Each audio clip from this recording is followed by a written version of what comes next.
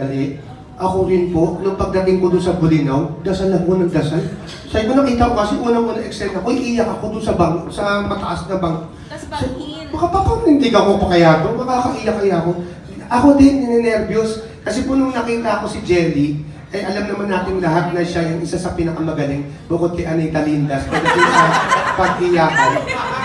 So sabi ko, ako sana makasabay man ako kahit papaano.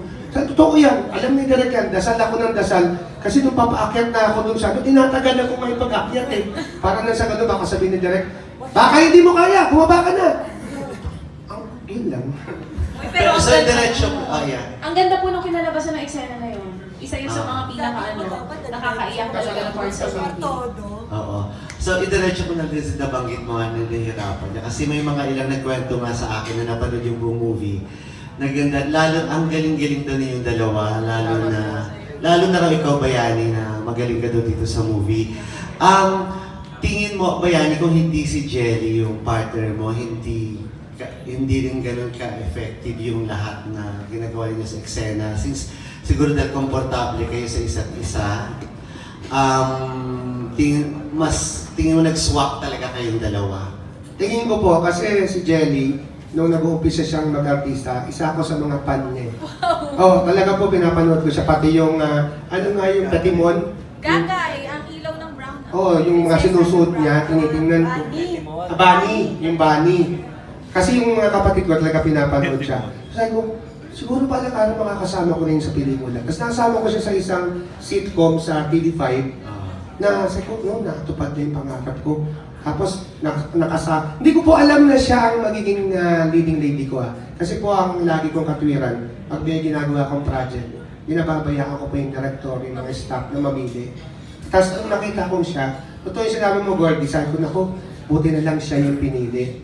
Kasi talagang kahit hindi pa kami nagsasama sa pelikula, matagal na kami magkaibigan kasi may mga common friends kami. Awa naman ng Diyos, nakuha rin sa dasal. Tsaka si Direk ang galing niya eh. Inisa-isa niya muna kami bago niya kami pinagkita-kita. So, pumasok muna kami dun sa sistema ni Direk. Nung nakapasok na kami, pinagtagpo-tagpo niya yung karakter namin. Kaya, actually si Direk ang dahilan, kaya kami naka-acting ng maganda. At saka ako, lagi akong dasal ng dasal talaga. Kinikilabutan ako hanggang ngayon. Sabi ko, paano ko kaya nagawa yun? Parang hindi ko na po siya magagawa ulit kung hindi sa tulong ni Direk at sa kanyang magic. Diyan, ganun din ba yung feeling mo na parang kung hindi si Bayani, baka hindi rin ganun ka-effective dito? Totoo yan, totoo yan. And tama din sinasabi ni Bayani na maliban doon, kasi importante talaga komportable ka sa mga katrabaho mo eh. Para yung comfort di mo na isipin eh. Yung kung anong nararamdaman niya di mo na isipin. Yung character mo na lang ang focus mo eh. And it also helped that si Direk was also guiding us in such a way na parang the set was parang magaan. Ang ganda magtrabaho pag magaan ang set. Pag mabigat kasi, ang hirap, makikita nyo mabigat din siya sa pag pinanood ninyo eh.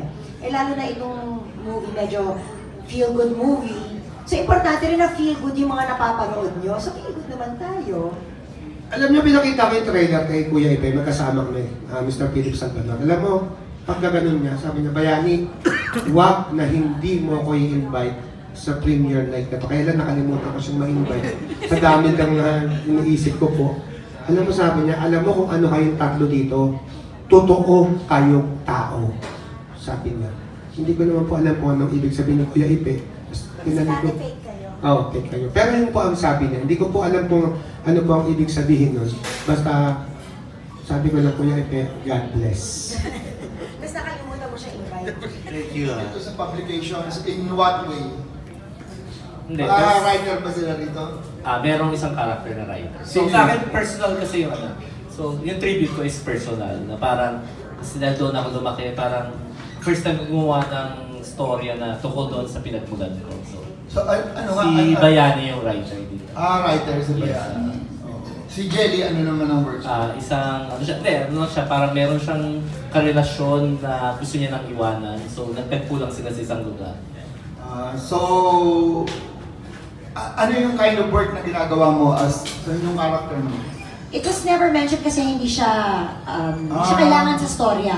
parang ito yan eh, parang ang setup is, yung character ko, parang meron siyang pinagdadaanan sa buhay. Iba usually nangyayari sa atin pag may pinagdadaanan tayo, gusto natin lumayo, mag-isip.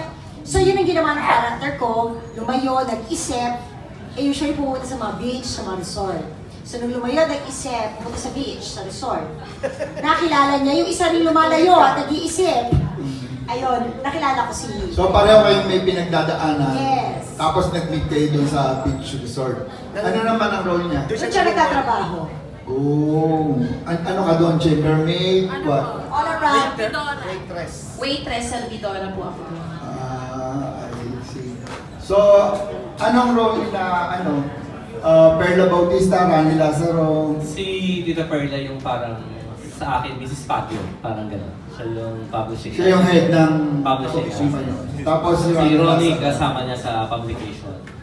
So, may mga eksena si Bayani sa publication. Meron. I see. So, they keep on saying kakaiba yung pelikula. In what way is it kakaiba? Siguro, kakaiba dahil mas matapang siguro yung dialogue. Siguro mas hindi kami nag-edit. I mean, hindi namin ini-edit yung sasabihin ko ano yung lumabas habang sinusulat. Yun yung naging dialogue. So yun siya. So, yung language ang matapang. Language tsaka even yung kasi meron ditong isang eksena na medyo matapang din. Ano yun?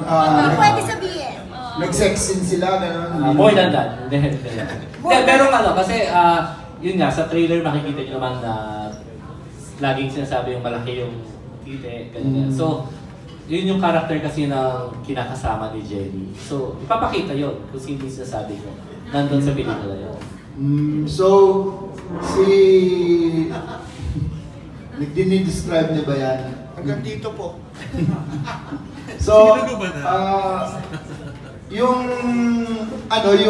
buong movie, dun lang set sa location, isang location lang, Basically. Tapos may mga, syempre, may konting daya. Ganyan. So, kasi ang layo talaga ng Bolinao. 8 hours. So, paano mo na-conceive yung project as a whole? Naisip mo ba kagad na love story to kailangan at ang nakita mo kagad na bida silang dalawa? Matagal na yung matagal na yung script. Siguro 5 years, 8 years ago. So, tapos ganun kasi ako, pag wala akong ginagawa, nagsusulat. Tapos, pag wala rin ginagawa, ina-update.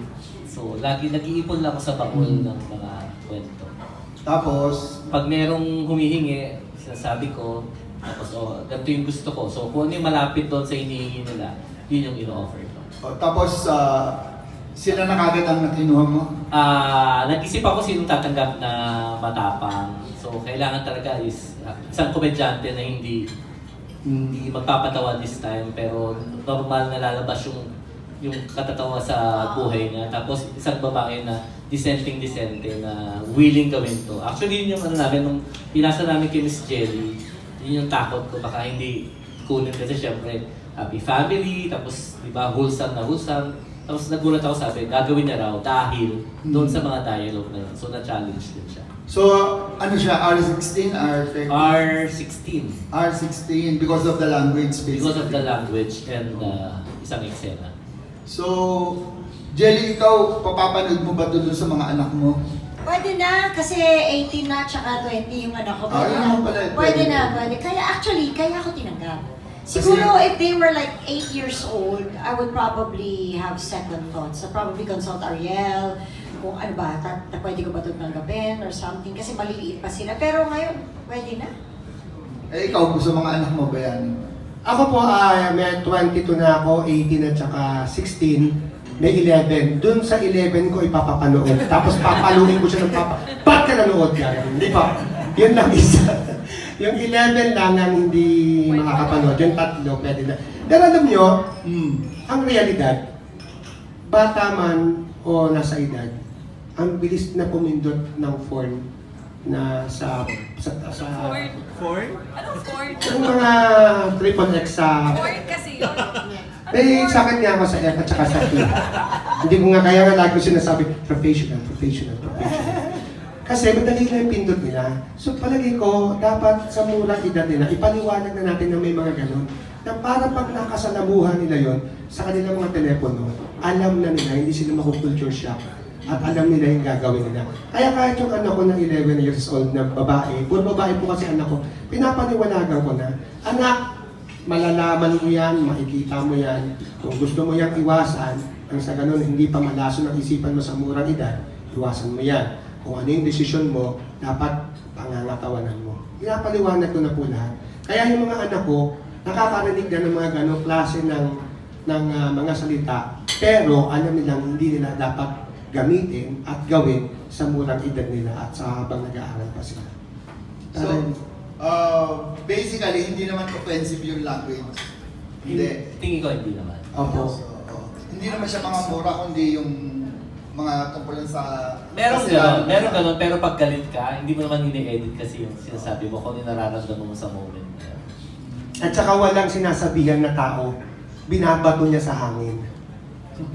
Hindi yung offensive na ikaw yung sinasabihan. May sinasabihan siya na parang gusto niyang isiwalat yung sama ng loob niya. Napanood na ba ni Ariel?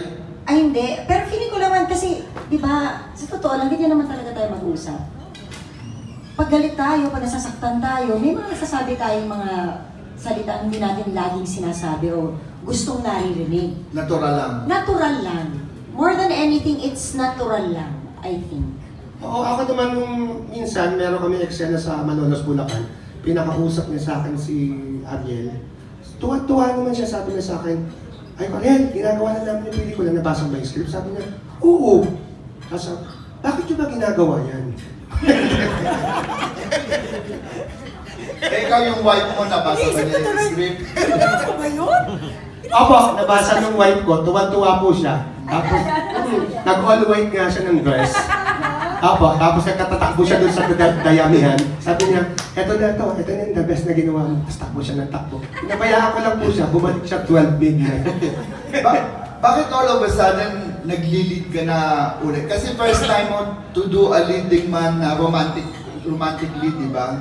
And after this, you have another movie with Ai. Parang itong taon na to is taon ni Bayani yan.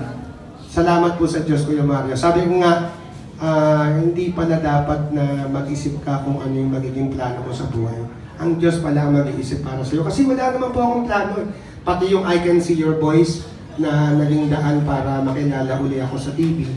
Hindi po ako doon ng regular. Nag-guest lang ako, pagkatapos ginawa na nila ako. So, lahat ng plano mo sa buhay, mga mangyayaring maganda sa buhay mo, talagang ang Diyos ang magpaplano para sa iyo. Ang maganda lang, habang nabubuhay ka, gumawa ka na mabuti sa kapwa mo at mahalin mo yung pamilya mo, mahalin mo ang Diyos, mahalin mo ang nanay mo. Lahat ng tamang mangyayari sa buhay mo, paplanuhin niya. Yun lang talaga. Wala akong pinaplano.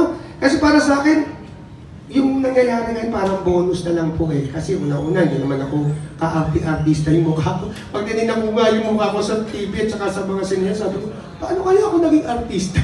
Kahit sa anggulo. Kaya nga pag may nagda-dialogue sila, ang pangit nila yun, no? Sabi ko, totoo naman.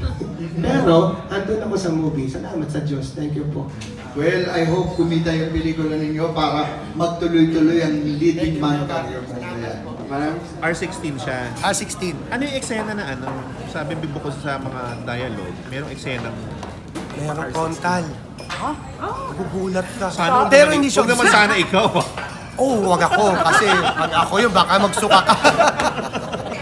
Meron nga, may pinakita ano. Kasi Ano siya? Mabilis na mabilis, dapat wag ako kurap. At hindi ko sasabihin kung ano eksena. hindi, Pero masasabi mo na dapat siyang ipakita kasi hahanapin siya ng tao. Kasi pinag-usapan siya. dapat kung patunayang movie. malaki, di ba? Tapos, asan yun? Sino yun? Sino gumanap? Hindi na pinakita. Hindi pinakita. Pero makikita mo siya. Oo. Ay! Sisigaw ka, rewind, gaganon ka. Seryoso yan, Abangan niyo po yun. Abang ko yan. Ako may frontal din. Huwag na yun. Sige, abangan niyo. Pag ako na, pumikit ka muna. Pero sandali, hindi prosthetics yun, totoo. Totoo. Bakit? Nandun ka ba nung kinunan? Hindi, sinabi lang sa akin. Alam naman, pumunta pa ako dun. Sandali, nakita mo sa screen, totoo nga. Oy, kapasa mo pa naman eh. Naiintriga ka. Seryoso ba yung Mismo. Isusulat pa namin yan? Pag hindi totoo yung sinabi ko. Pero nasa context kasi, di ba? At saka, pag nakita mo, matutuwa ka, hindi ka mababastusan. Matutuwa ako. Sasabihin mo, tama lang. Sino ba yun? Sino ba yung direct? Pero bawal lang, hindi pwedeng erect ha, di ba? Yan, hindi pwedeng erect kasi porn na yun. Oo, ayoko na magsalita, pero susulat para ang bastos ko na. Hindi naman. Alin? Hindi erect. Maganda. Alam mo, maikit, kasi naman napanood din naman ako ng mga movie na gano'n. Maganda lang to kasi, pag nakita mo siya, mabilis na parang 1 second lang, tapos sasabihin mo, tama lang na ipakita. Kasi kung hindi ipapakita, pinag-usapan yun ang pinag-usapan dun sa pelikula. Tapos, hindi namin alam kung nasaan yung sinasabi nyo yun. Tama. Tapos, pag nakita mo, halos hindi mo naman nakita. Kung ba kumikot ang storya? Doon halos. Malaking bagay yun. Malaking Pansamang titi yan. Anak yun. Ano, Pio? Ano naman nangyayari sa'yo? Nabigla ako doon sa sinabi. Tingnan na bugkaalan, day. Maganda. Diretsahan. Pero proud ka sa movie na to. Proud ako kasi unang-una, ang hirap gumawa ng hindi ka magpapatawa eh. Pero dito nagpatawa pa rin ako. Sabi nga ni Direk, at least hindi sila maiinip kasi pumasok pa rin yung bayani. Hindi talaga ako humiwalay pa rin. Kasi sa Direk, Pero drama actor ka dito. na may situational comedy, parang hindi mo aasahan, pero matatawa ka. Hindi, alam mo kasi makikita mo yung pelikula na sasadyain mo magpatawa. Ito hindi. Hindi ka nagpapatawa, pero kailangan dun sa pelikula yung eksena na nakakatawa pag nakita mo. Kaya ang technique talaga ng pagpapatawa, huwag ka magpatawa. Pag nagpatawa ka kasi nagiging OA na eh. Sino mga politiko na mo ngayon? Di ba nagkakampanya ka lagi? Bongo, kasi binili niya yung tayo, bongo. Binayaran ko doon. Si Lito Camo. Mga 10 M yun, di ba? Ay, Wala ikaw, ako, wala kahit ka. Talaga. Pero, ano ginagawa mo sa campaign? Pag hindi na kayang puntahan ako pupunta, nagsasalita ako. Seryoso? Para ko siya doon. Palitan kayo ni Cesar Montano. Cesar, Ay. Ay. So, ang laki ng bayad niyo dyan. Ano bayad Wala, doon? maniwala ka sa akin. Weh! Tumawag ako kay Tito Boy. Tito Boy, wala pala kong bayad. Bayani, tulungan mo na sila. Bakit? Baka na ito'y sulat ha. Alam mo, may Hindi nagbibigay ka susulat, ibibidyo ko. Naka-video yun, ilalabas sa Hindi ka YouTube naman yan eh. nagbibigay sa kanya ng mga sponsorship na pera. Sinusulit niya eh. Ni Bongo. Ang dami niya kasi salapi. Hindi naman. Kasi kahit na marami naman sa lapi yung iba, tanggap pa rin ang Kahit tanggap. na namamasahe ka, Sandali, halimbawa, bakit yung probinsya. ginagawa Yun, yan? maganda yung tanong mo. Binigyan nila ako ng panggasolina na kung ikukumpara mo sa hindi naman, modesty aside, ang tagal ko na rin nagtatrabaho dito sa industriya. Siguro yung katumbas ng binibigay nila sa akin, parang 0.00001%. Bakit mo ginagawa? Honorarium. Kasi nga, nakakita ako ng tao na kapag tinulungan ko, alam kong gagawa ng mabuti. Kasi kung masama siyang tao, kukunin lang yung 50 million, 100 million. Diba? Bakit din niya Gano'n ko tinatanggap? niyo siya kilala? Matagal ko na kaibigan si Bongo, Vice Mayor pa lang si Presidente. Kasi kumpare ko si Paulo Duterte. Pag nagbabasketball kami sa Davao, nakikita si Kuya Epe at saka si Presidente, nagpapahiring sila doon. Kami naman nagbabasketball. Ang naging kaibigan namin, si Paulo Duterte. Bakit gano'n, Yani? Alam naman natin lahat kapag panahon ng kampanya, diyan kumikita yung mga artista. Sabi ko nga, Ngayon, libre na kayo kampanya. hindi, may honorarium pa rin yung pang gasolina. Pero, alam mo, it's about time na huwag na tayong umasang bayaran tayo ng malaking malaki. Tapos alam naman natin na pag naupo sila, babawiin din nila yun.